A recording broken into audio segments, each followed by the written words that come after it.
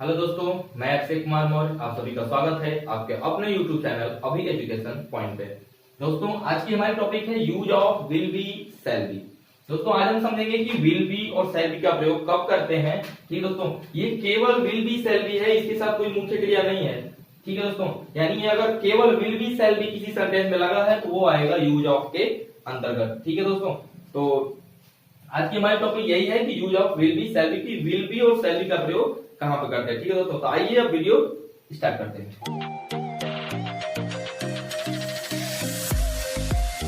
आइए दोस्तों समझते हैं कि विल बी और शैल बी का प्रयोग कहां करेंगे।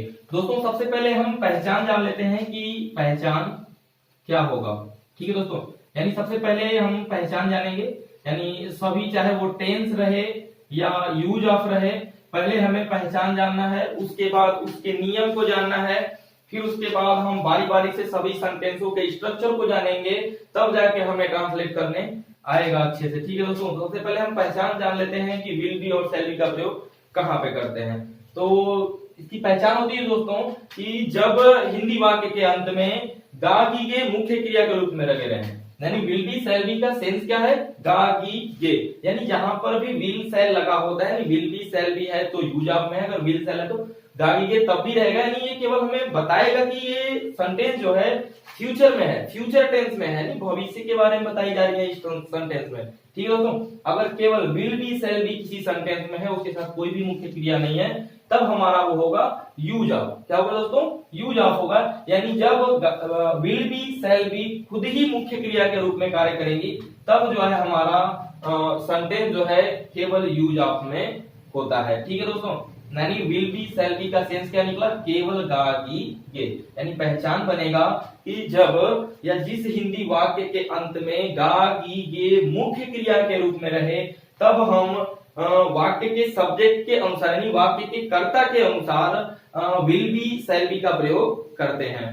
ठीक है दोस्तों, दोस्तों आइए समझ लेते हैं कि पहचान क्या होगा, और पहचान के बाद हम समझेंगे कि उसका नियम क्या होता है। दोस्तों, हमने कई बार बताया है कि पहचान में बताया जाता है कि मुख्य क्रिया में क्या रहता है या मुख्य क्रिया के रूप में क्या रहेगा, और नियम में एक ही चीज रहता है, हमेशा बार बार बताता हूं कि हमें जानना होता है कि कौन से सब्जेक्ट के साथ कौन सी सहायक क्रिया या मुख्य क्रिया का प्रयोग करते हैं। ठीक है दोस्तों, तो पहचान जान लेते हैं कि जिस हिंदी वाक्य के अंत में मुख्य क्रिया के रूप में गा की गे लगा है, यानी जिस हिंदी वाक्य के अंत में गा की गे मुख्य क्रिया के रूप में हो, तब वाक्य के सब्जेक्ट के अनुसार विल बी शैल बी का प्रयोग करते हैं। और इसका नियम होता है दोस्तों, ठीक है दोस्तों, इसका नियम होता है कि आई और वी, यानी कर्ता आई और वी के साथ शैल बी और अन्य सभी कर्ताओं के साथ विल बी का प्रयोग करते हैं। ठीक है दोस्तों, यानी अगर आई और वी के अलावा कोई सब्जेक्ट है, यू है, दे है, ही है, सी है, तो हम उसके साथ किसका उपयोग करेंगे,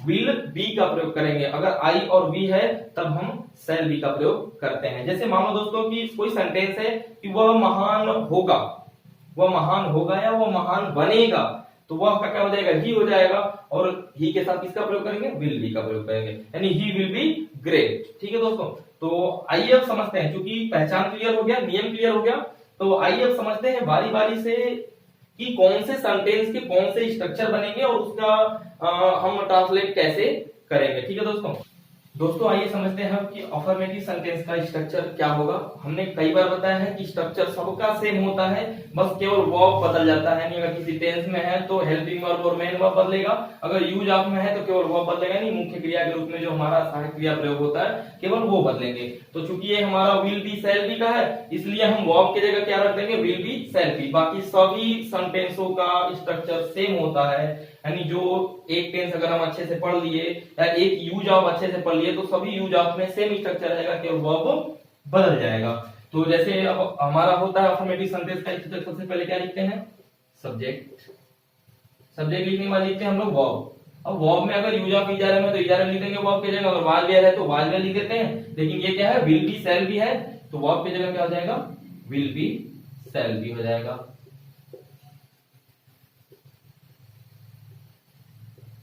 और दोस्तों वर्ब के बाद क्या आता है, अदर वर्ड आता है,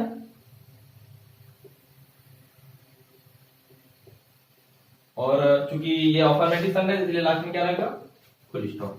ठीक है, तो अब आइए एग्जांपल्स के माध्यम से समझते हैं कि कैसे हम विल बी शैल बी का प्रयोग करेंगे यानी उसका ट्रांसलेट कैसे करेंगे। तो जैसे मान लो कोई सेंटेंस हो गया कि मोहन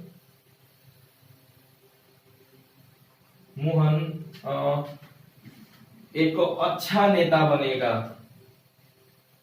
एक अच्छा नेता बनेगा। मोहन एक अच्छा नेता बनेगा या मोहन एक अच्छा नेता होगा, बात एक ही है। इसमें केवल मोहन की स्थिति के बारे में बताया गया है, इसलिए ये यूज ऑफ का सेंटेंस बनेगा। ठीक है दोस्तों, इसलिए क्या ये बनेगा, यूज ऑफ का सेंटेंस बनेगा। यदि कोई मोहन इसमें क्रिया होती मोहन के साथ, यानी मोहन कोई कार्य करता, तब ये हमारा किसी टेंस में चला जाता। लेकिन यहाँ पे क्या है कि मोहन एक अच्छा नेता बनेगा, केवल उसकी स्थिति को बताया गया, इसलिए वहां पे क्या होगा, यूज ऑफ होगा। तो हमारा स्ट्रक्चर कहता है, क्योंकि लास्ट में खड़ी पाई है और इसमें एकदम सरलता से साधारण ढंग से बोला गया है कि मोहन एक अच्छा नेता बनेगा, इसलिए होगा अफर्मेटिव सेंटेंस। अब अफर्मेटिव सेंटेंस है तो हम लगाएंगे स्ट्रक्चर अफर्मेटिव सेंटेंस का।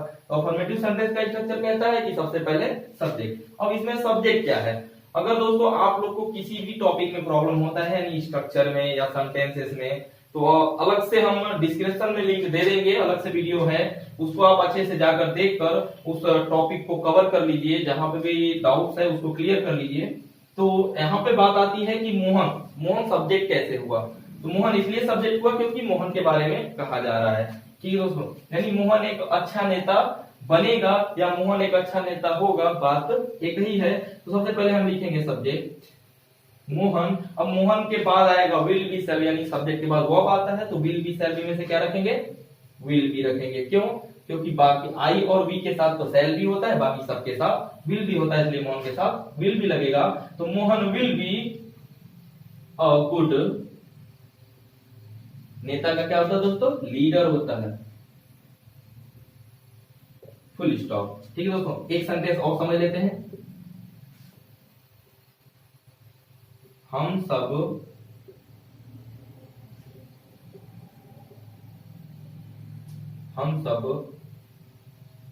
बुद्धिमान होंगे,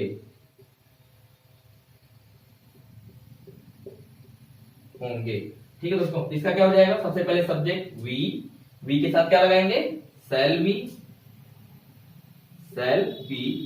बी, बुद्धिमान का क्या होता है दोस्तों, वाई होता है, वाई माने बुद्धिमान, फुल स्टॉप।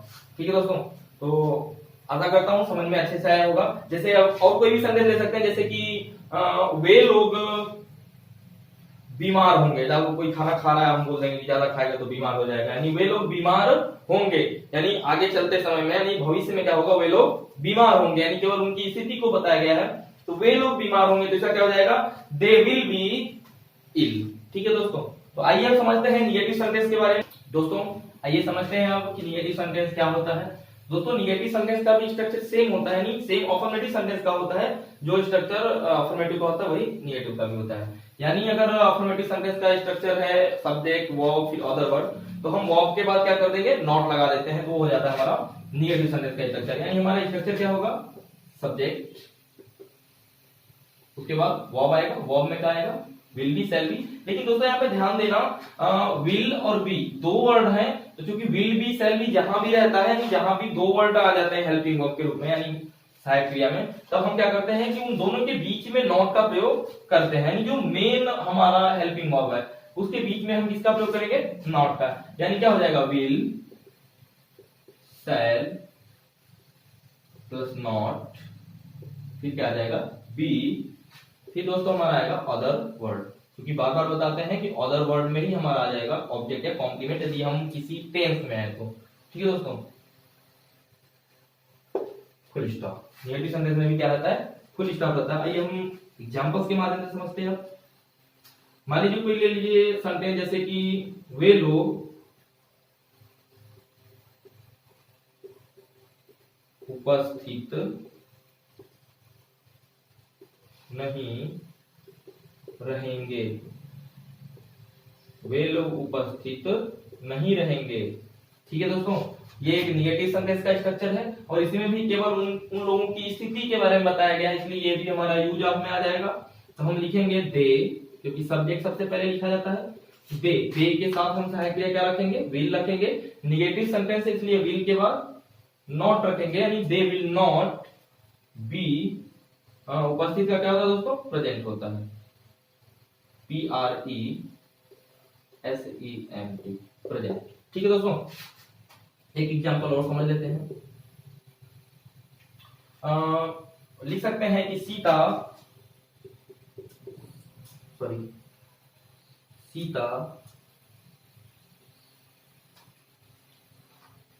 बीमार नहीं होगी। सीता बीमार नहीं होगी। ठीक है दोस्तों, तो आइए इसका बनाते हैं। लिखेंगे सीता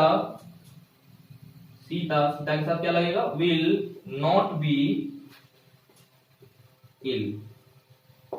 ठीक है दोस्तों, आइए अब हम समझेंगे इंटरोगेटिव सेंटेंस का स्ट्रक्चर और उसका एग्जांपल। ठीक है दोस्तों अब समझते हैं इंटरोगेटिव सेंटेंस। इंटरोगेटिव सेंटेंस क्योंकि दोस्तों दो प्रकार से होता है, इसलिए हम दो तरह से स्ट्रक्चर इसका लिखेंगे, दो स्ट्रक्चर भी बनेगा। तो पहला स्ट्रक्चर बनेगा हमारा जब वर्ब से शुरू होगा, और दूसरा जो कि क्वेश्चन वर्ड वाला। ठीक है दोस्तों, तो स्ट्रक्चर इसका पहला हो जाएगा, सबसे पहले हो जाएगा विल सेल। यानी दोस्तों इंटरोगेटिव सेंटेंस में क्या होता है, सहायक क्रिया सबसे पहले चली जाती है, फिर उसके बाद आता है सब्जेक्ट, फिर उसके बाद दोस्तों बी आएगा क्योंकि डबल वर्ड है इसमें, फिर अदर वर्ड, लास्ट में क्या रहेगा दोस्तों, क्वेश्चन मार्क रहेगा। ठीक है, और दूसरा इसका हो जाएगा, सेम यही स्ट्रक्चर होता है जब हमारा हिंदी में क्या क्यों कैसे आ जाता है, यानी प्रश्नवाचक शब्द जब रहता है तब के लिए स्ट्रक्चर होगा। उसी क्वेश्चन वर्ड यानी प्रश्नवाचक शब्द को लिखते हैं सबसे पहले क्वेश्चन वर्ड, और बाकी यहां से फिर से हमारा यही स्ट्रक्चर शुरू होगा। ठीक है, यानी क्या हो जाएगा, विल सेल, फिर दोस्तों सब्जेक्ट, फिर plus b, other word, last में दोस्तों क्वेश्चन मार्क रहेगा। क्यों, क्योंकि ये इंटरोगेटिव सेंटेंस का स्ट्रक्चर है। अब एग्जांपल समझ लेते हैं।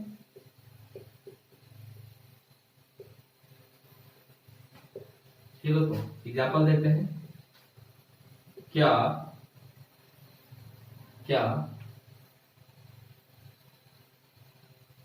तुम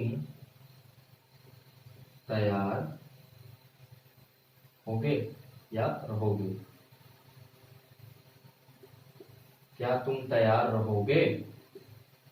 ठीक है दोस्तों, लास्ट में क्या रहेगा, क्वेश्चन मार्क रहेगा क्योंकि इंटरोगेटिव सेंटेंस है, क्या से शुरू है। तो जब हमारी हिंदी क्या से शुरू होती है तो हमारी अंग्रेजी जो है हेल्पिंग वर्ब से शुरू होती है, यानी वर्ब से यहाँ पे शुरू होगी। तो सबसे पहले क्या लिखेंगे, या तो विल लिखेंगे या तो सेल।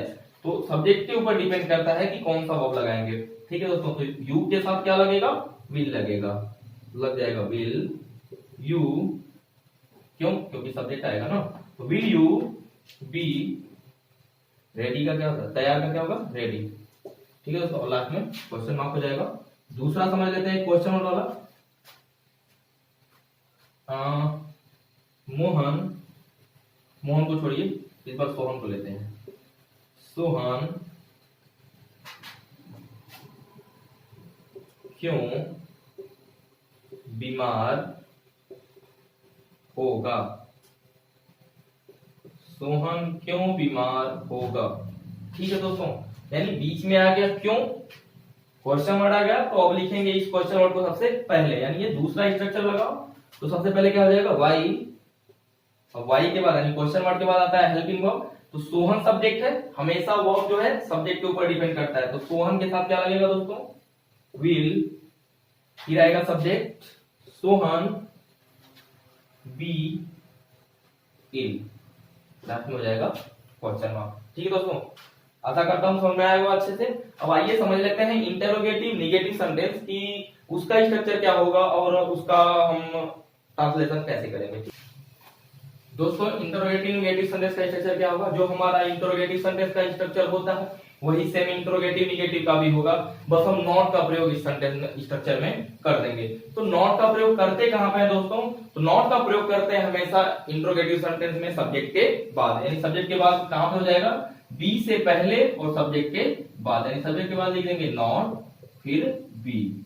ठीक है दोस्तों, उसी तरह से ये क्वेश्चन वर्ड वाले में भी सेम हो जाएगा, यानी हम सबसे पहले लिख देंगे सब्जेक्ट के बाद नॉट, फिर दोस्तों हो जाएगा बी, फिर हो जाएगा अदर वर्ड। ठीक है दोस्तों, आइए अब एग्जांपल इसका समझते हैं। लिखेंगे क्या मैं अनुपस्थित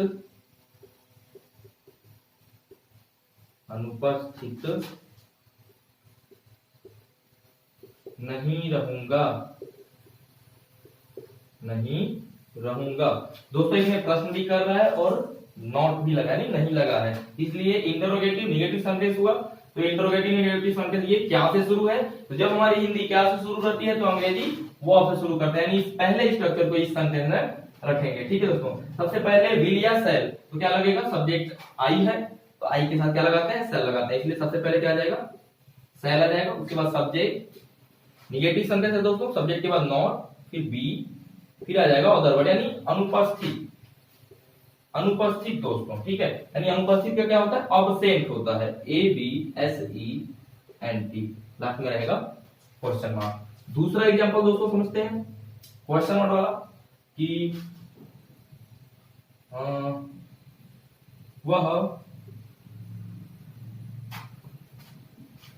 वह डॉक्टर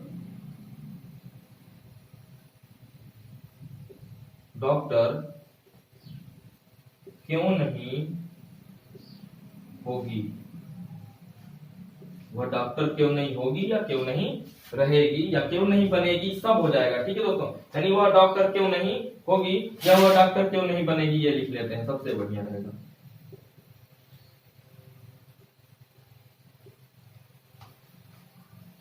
ठीक है दोस्तों, होगी सही है, ये थोड़ा सा डाउटफुल है, होगी ये केवल स्थिति को दर्शा रहा है। ठीक है दोस्तों, यानी वह डॉक्टर क्यों नहीं होगी, इसमें बीच में क्वेश्चन वर्ड आया और नहीं भी आया है, यानी इस क्वेश्चन वर्ड को लिखेंगे हम सबसे पहले, यानी ये दूसरा स्ट्रक्चर लगेगा। तो सबसे पहले क्या हो जाएगा दोस्तों? वाई के बाद सब्जेक्ट, सॉरी उसके पहले हेल्पिंग वर्ब आएगा, तो सब्जेक्ट वह है, होगी, यानी लड़की का बोध करा रहा है, ये वह है ना दोस्तों, तो वह के लिए क्या लगाएंगे? सी कर देंगे। तो सी के लिए क्या लगेगा दोस्तों? विल लग जाएगा, वाई विल सब्जेक्ट सी, उसके बाद नॉट, बी डॉक्टर, लास्ट में हो जाएगा क्वेश्चन मार्क। ठीक है दोस्तों, तो आशा करता हूं दोस्तों कि आप लोगों को use of will be, shall be की टॉपिक अच्छे से समझ में आई होगी। यदि आप लोगों को कोई भी प्रॉब्लम हो तो आप कमेंट करके पूछ सकते हैं, और किसी भी टॉपिक से अगर पढ़ाते समय अगर बीच में कोई टॉपिक आता है तो आप डिस्क्रिप्शन में जरूर जाएं, वहां पे सभी टॉपिक्स के लिंक आपको मिल जाएंगे दोस्तों। चलिए दोस्तों, फिर अब हम अगली टॉपिक में मिलेंगे अगली वीडियो में। ठीक है दोस्तों, तो तब तक के लिए दोस्तों आप सभी का धन्यवाद है, और जय हिंद जय भारत।